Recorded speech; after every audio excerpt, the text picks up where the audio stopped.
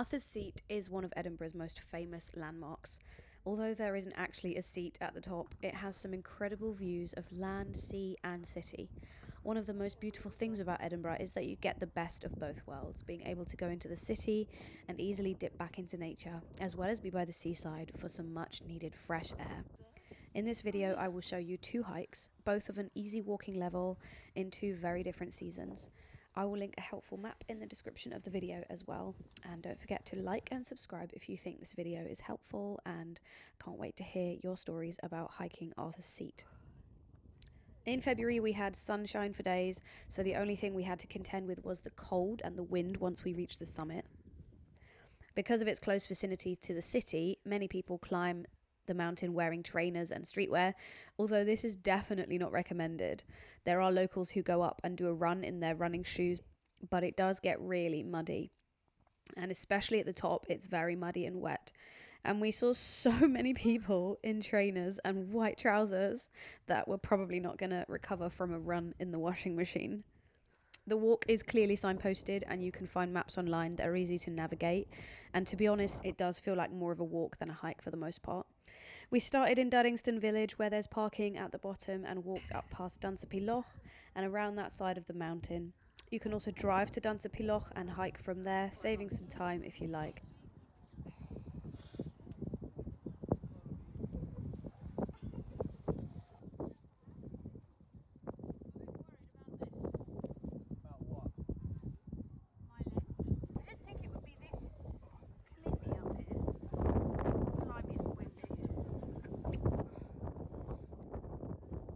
We went back down the way we came, but there is another way down which brings you to the Holyrood Park and the city, where there are more parking spaces and local buses. February honestly felt like the perfect time to go because there were less tourists and the weather was actually better than it is in the autumn or winter, as you will see in my second hike. We were wrapped up very warm, but once at the top you probably do want to take off a few layers. Arthur's Seat is an inactive volcano and it's got a summit of 250 metres above sea level. The hike takes about 1 or 2 hours depending on how fast you are. But some people like to use it, as I said, as their daily running location, and they do it in a shorter time than that.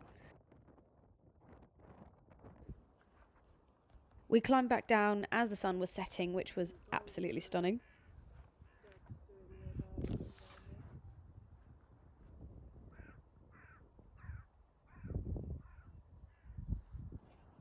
Oh, that's cool.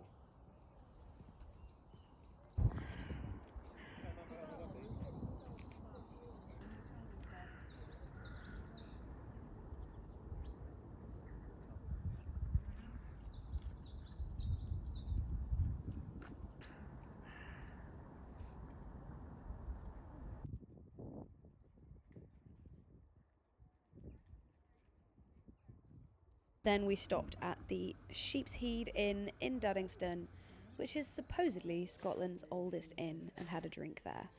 It was all in all an absolutely beautiful day.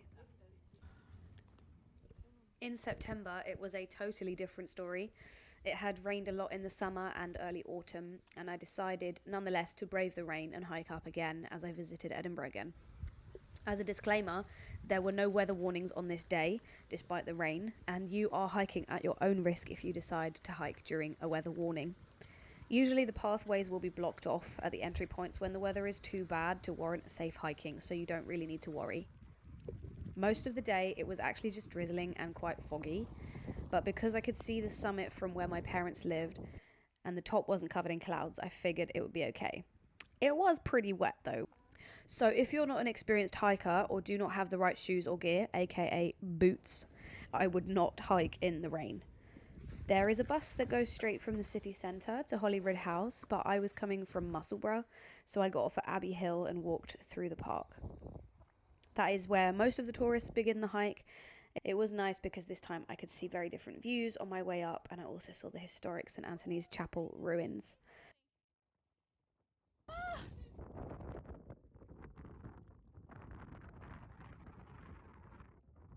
Walking back down was so slippery and steep, and I was wearing boots, but I literally had to hold on to the muddy sides of the mountain for a good while because I thought I was going to just slide down. I may as well have just sat on a bin bag and slid all the way down. It was super wet.